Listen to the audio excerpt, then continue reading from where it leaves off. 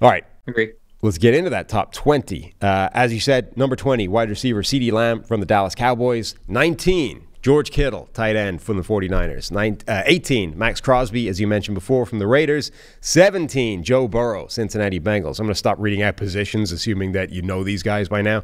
16, Sauce Gardner from the Jets. 15, Travis Kelce from the Chiefs. 14, TJ Watt from the Pittsburgh Steelers. 13, Lamar Jackson from the Ravens. 12, Josh Allen from the Buffalo Bills. And 11, Dexter Lawrence from the New York Giants. All right, where do you want to go here? Well, I'll start with the Sauce Gardner conversation. You talked about the cornerback position being a really tough one to rank.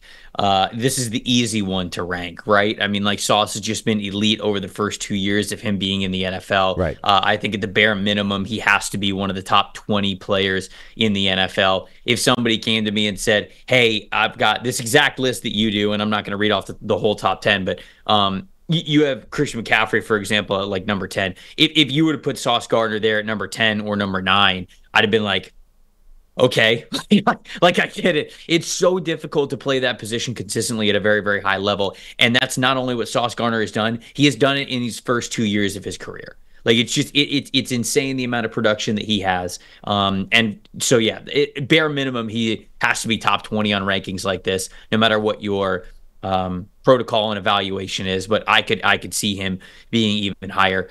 Joe Burrow at 17.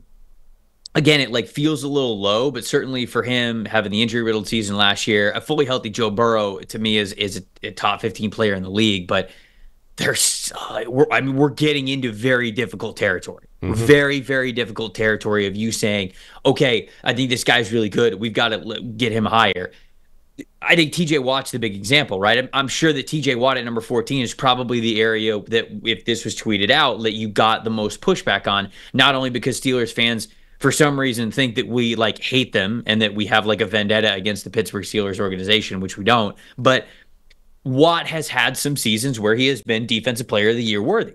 And obviously he had another great year last year with a ton of sacks. You know, the pressures weren't nearly as high as it was for the other players. But how much higher are you going to put TJ Watt?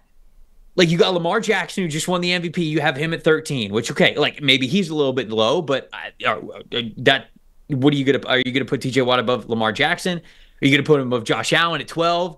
Dexter Lawrence, okay, maybe now you have kind of a conversation, but Lawrence was so dominant last season at his spot. So it's not like it's this complete no-brainer. This gets really, really difficult to do. And if you're certainly looking at last season and efficiency statistics and the grades that we have, you can understand why these guys are kind of ranked the way that they are, even though it feels as though this gets to the point of the exercise where every single time you see a player's name and the number next to him, you go, oh, that's too low. Right. Where are we going to go? Where are we going to put him? I think the one that I would actually push back the most on is Josh Allen.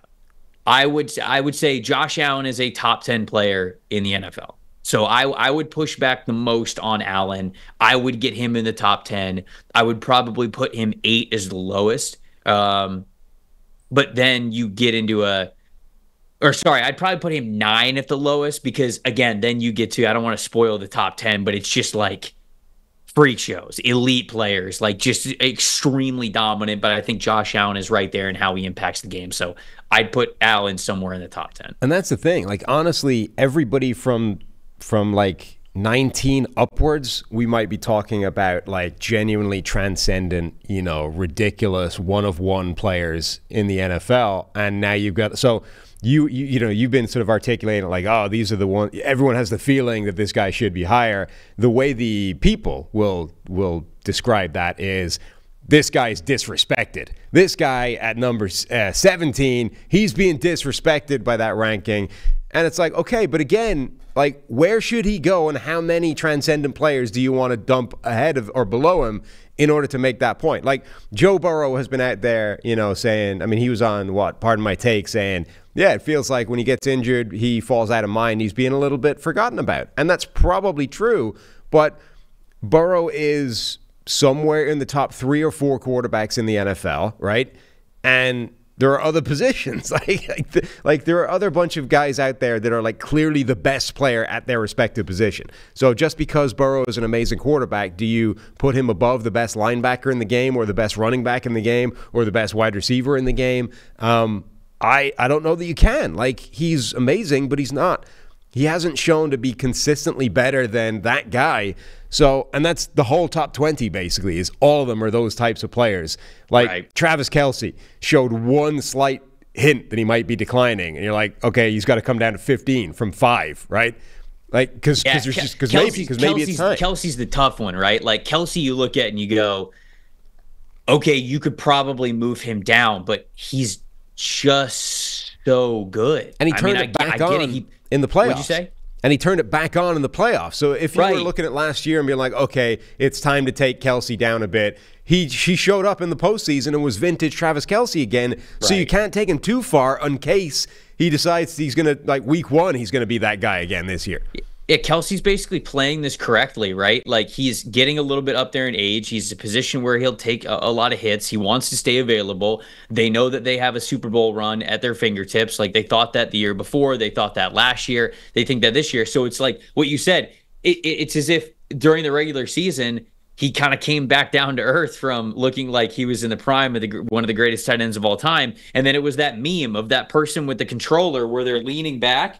And then it's like, oh, it's the postseason, time to lean up and like actually play the game. Like, that was Travis Kelce. And as long as that's in the tank for him, it's really hard to not put that player at the very least in the top 20. You obviously got him to start the top 15 here. So Kelce was another one like Derrick Henry, where I looked at him and I went, okay, if I'm finding players that I can move down, this is one of them. But the more you look into it, the more you just go, I really can't, actually. Right. We've done the TJ Watt conversation to death. I will say it's going to be interesting when the NFL releases their top 100, the player voted thing. They tweeted out or Instagrammed or whatever it was, a bunch of the ballots, of players having voted for their top whatever players.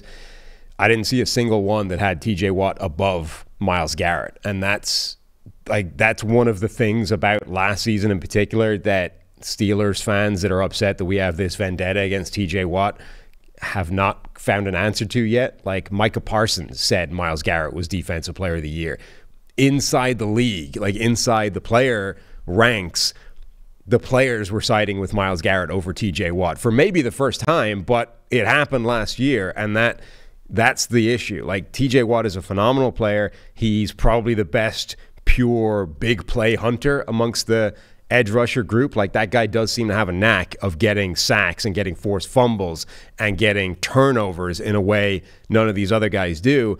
And I'm willing to concede that he's been doing it for so long and so consistently that it's a trait. Like, it's normally, I would say that's noise and variance and not something you can bet on one year to the other. Watt's been doing it for so long now, I think it's fair to say whatever it is, he's got that ability to find those plays. But other guys just get more of them consistently, or more plays, period. Not more of those plays because, he is a sort of, a 3-time sack leader. But again, when you're getting into the top 15, which he is, it's insanely fine margins and hair splitting we're doing here. I agree. All right. Josh Allen should be higher, but I agree. Should be higher. I will say, so Allen definitely has that. Once you get into the top 10 in particular, like, every single player is some variety of transcendent freak that has, unique traits, whatever. Allen has that. I mean, he's different from Patrick Mahomes, but Josh Allen has that skill set of it's unstoppable. Like, when he decides to show up and play his best ball, you cannot stop that from a defensive point of view. He has arguably the best arm in the NFL. He's giant, he's strong, he's fast, he can jump over linebackers, he can run around or through defensive backs. Like, if he decides I am getting these 5 yards, there's basically nothing you can do about it.